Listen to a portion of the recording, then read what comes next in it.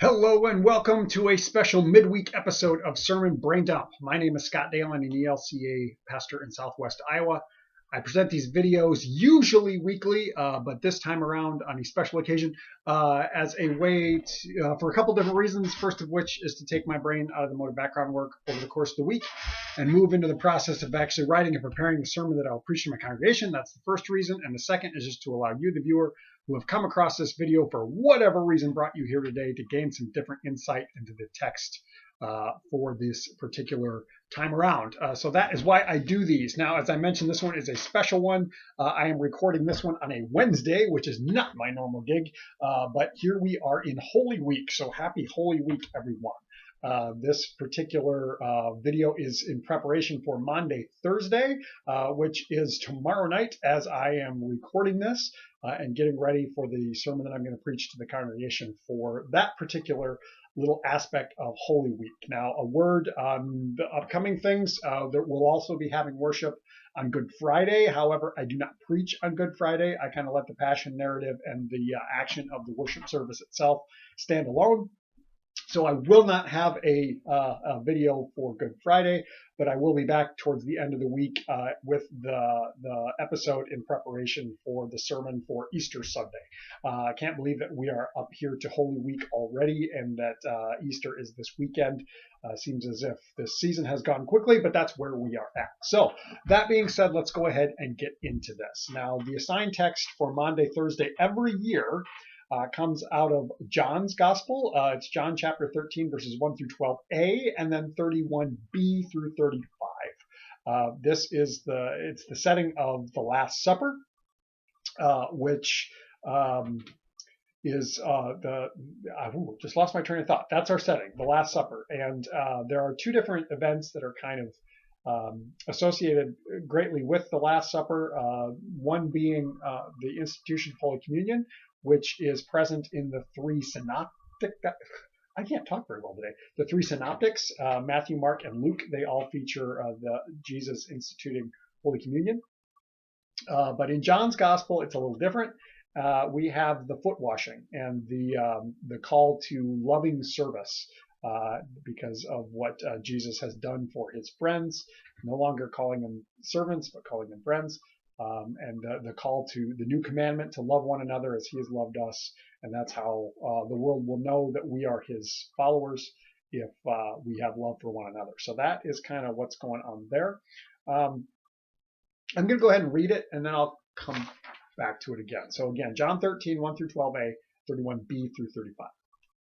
Now, before the festival of the Passover, Jesus knew that his hour had come to depart from this world and go to the Father. Having loved his own who were in the world, he loved them to the end. The devil had already put it into the heart of Judas, son of Simon Iscariot, to betray him. And during supper, Jesus, knowing that the Father had given all things into his hands, and that he had come from God and was going to God, got up from the table, took off his outer robe, and tied a towel around himself. Then he poured water into a basin and began to wash the disciples' feet and wipe them with a towel that was tied around him. He came to Simon Peter, who had said to him, Lord, are you going to wash my feet? Jesus answered, You do not know what I am doing, but later you will understand. Peter said to him, You will never wash my feet. Jesus answered, Unless I wash you, you have no share with me. Simon Peter said to him, Lord, not my feet only, but also my hands and my head. Jesus said to him, The one who has bathed does not need to wash except for the feet, but is entirely clean, and you are clean, though not all of you. For he knew who was to betray him. For this reason he said, Not all of you are clean. After he had washed their feet, had put on his robe, and returned to the table, he said to them, and now here's the skip, Now the Son of Man has been glorified, and God has been glorified in him. If God has been glorified in him, God will also glorify him in himself, and will glorify him at once. Little children, I am with you only a little longer. You will look for me, and as I said to the Jews, so now I say to you, where I am going you cannot come. I give you a new commandment, that you love one another. Just as I have loved you, you should also love one another. By this, everyone will know that you are my disciples if you have love for one another. So that's the text. Pardon me on the nose wiping there. So what's going on here? Well, there is a ton that's happening. This is, as I mentioned, the Last Supper. Now, John actually places the Last Supper a day earlier than the Synoptic Gospels. In John, Jesus is killed on the day of preparation, actually the same day that the lambs are slaughtered for Passover, whereas in the Synoptics, they place the Last Supper at the Passover meal itself, so a day later. What do we make of that? Well, I don't know exactly what to make of that, other than it seems that John wants to emphasize the sacrificial lamb aspect of what Jesus is doing. But that's maybe neither here nor there, and not necessarily important for our setting here. As I think about what's happening, regardless of what day it happens on, the Last Supper is a time when Jesus gathers with the disciples, with his closest disciples, with the 12, and to seemingly say goodbye. What happens beginning here in chapter 13 and going for the next several chapters is known as the farewell discourse, and then a time when Jesus prays for the disciples before they head out across the Kidron Valley to the garden where he is arrested. Now, John does not have the praying in the garden. That is just not mentioned. It kind of, the way it's worded, it kind of almost seems like as soon as they get out to the garden, Judas arrives with the guards, the mob, the detachment of soldiers, and Jesus is arrested right away. So that's kind of the way the narrative reads there. And so it would seem that, well, there's a lot going on with that. The anguish that we tend to think of Jesus in the garden when he's praying isn't present. I remember one of my seminary professors who was well versed in John talked about the aspect of Jesus being very much in control of the action that's happening throughout John's gospel, that this is something that Jesus is not only willingly doing, but that he's almost guiding and directing, that whatever is happening here is intentional. But that is perhaps bigger than the scope of what I want to focus on here. One thing that I've been saying to my congregation in prep for Holy Week, and then again on last Sunday, which was Palm Sunday, and then in preparation for Maundy Thursday, and then Good Friday, and then into Easter, is experiencing the moments and being in that moment of being aware of what's happening. Palm Sunday we talked about a sense of celebration, but one that was premature because of what is still coming. Ideas that what was being celebrated was not accurate, that God was up to something different.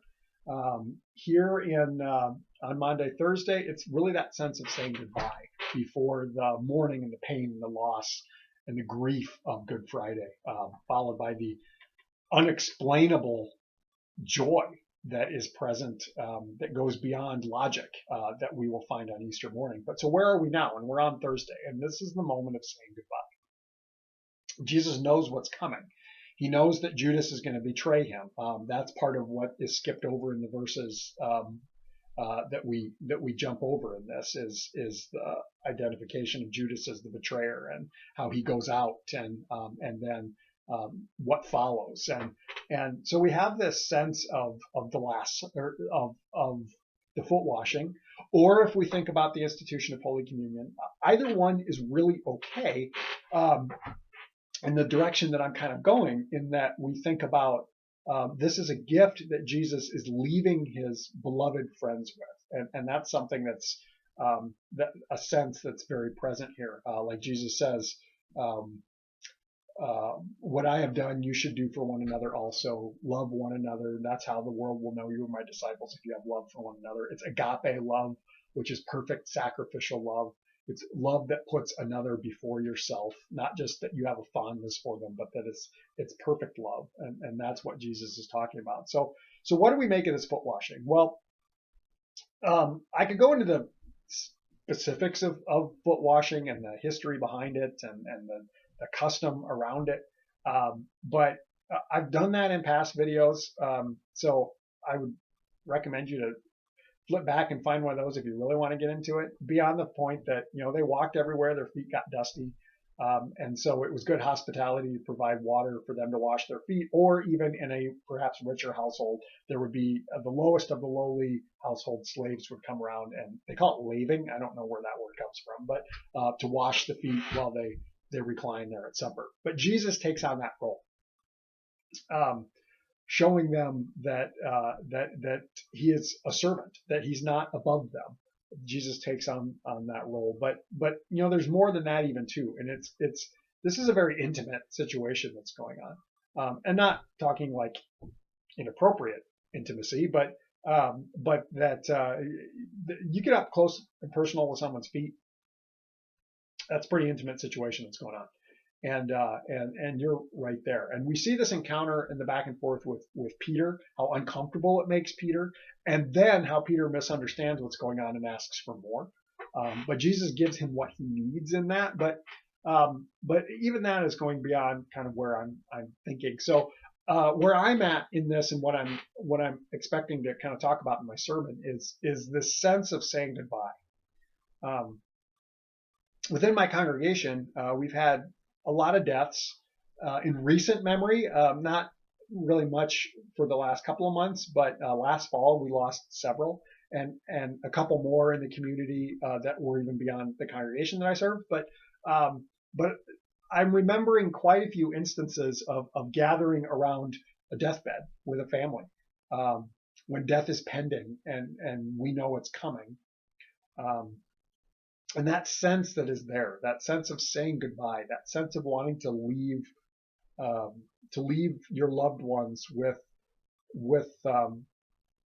I don't exactly know how to articulate it, but so I'm thinking from the perspective of the person who is dying, and with that I'm thinking of the perspective of Jesus, and what's Jesus' motivation here, to leave his friends with something of peace, perhaps, but just the knowledge that this is an end, this is an ending, and what can I give them to remember me by?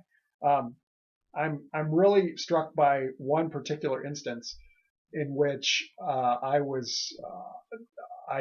to the home of someone who was dying. Actually, went several times over the course of the last week or two, and the last time I was there, which was about a day or so before the individual died, I was sitting by the bedside, and she actually reached up and she held my face a little bit, and it was a very tender moment. And it's one that I'll never forget. And that's the sense that I think Jesus is trying to instill in his friends. Things are about to get real rough, and Jesus knows that. He knows what's about to happen. He knows what's going to happen on Good Friday. Resurrection is coming too, and there will be that joy beyond it. But this is the end of one very important chapter, and maybe Jesus is wanting to instill in them just a little bit of hope for what they will experience and what he knows they will experience. So that's the direction that I'm going with this. I haven't really dug deep into the text, and that's okay. I might not really dig that deep into the text in terms of the sermon that I'm going to preach, but that's the sense that I'm really going for, and the sense that I get from it this time around, and what I think my congregation needs to hear about. So if you have thoughts, questions, comments, you want to throw them down in the comment sections, we'll continue the conversation that way. Otherwise, as you may have noticed in past videos or recent videos, these videos that I do are an outreach of the congregation that I serve, the ministry that I do. They are a ministry outreach on their behalf. And if you appreciate these videos, if they are a benefit to you, and you want to support that ministry that allows me to do them, I will put a link to my congregation's website. You can follow that to our online donation page. Do not feel that you have to, no pressure, of course. But if you feel led and are benefited by these and wish to do that, it would be greatly appreciated. Otherwise, I hope you have a blessed Holy Week. May you experience these moments as they come about from day to day to day, as we move towards the joy of Easter morning. God bless everyone.